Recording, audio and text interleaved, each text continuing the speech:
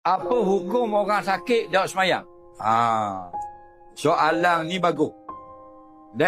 Orang sakit tak semayang. Semayang ini tak macam puasa. Kalau puasa, orang sakit tak wajib. Faman kana minkum maridun aw ala safarin fa'iddatun min ayyamin ukhra. Kalau kamu sakit, tak wajib puasa. Kamu boleh berbuka. Dan kamu qada di lepas raya. Tapi dalam bab tak boleh berdiri, Nabi suka semayang kok duduk. Tak boleh duduk, baring pun kena semayang. Nabi kata, salli qa'ima, fa'illam tastati' faqa'ida, fa'illam tastati' fa'ala jambin. Semayanglah, wajib berdiri. Tak larat nak berdiri sakit, semayang duduk. Duduk pun tak boleh sakit, semayang berbaring. Mana sakit, wajib juga semayang. Siapa yang tinggal semayang masa sakit, maka dia tetap berdosa. Sama seperti orang tinggal semayang masa sihat. Batulah, ikhtanim khamsan qabla khamsin. Rebut 5 perkara sebelum 5 perkara. Antaranya, masa kita sihat. Wa sihataka qabla saqami. Masa sihat ni lah, kita mari belajar cara semayang. Tanya soalan-soalan agama.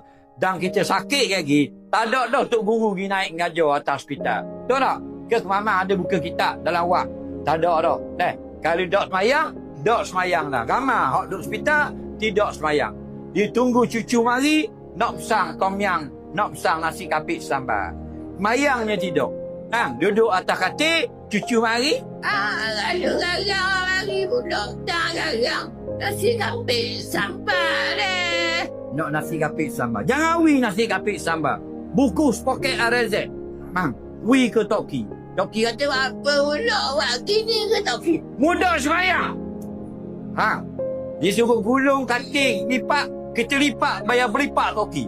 Pusing biar patah 2 Toki. Apa? Baik pada mati, masuk neraka sakor. Kerana orang yang tidak semayang, Allah akan humban dalam neraka sakor.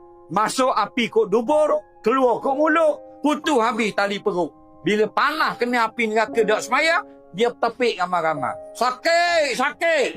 Datang malaikat tanya, ma salakakum fi saqar? Apa sebab kamu masuk dalam neraka sakar? Qalu lam nakum minal musallin. Dia jawab, kami dulu masih duduk ke mamah, kami tak semayang.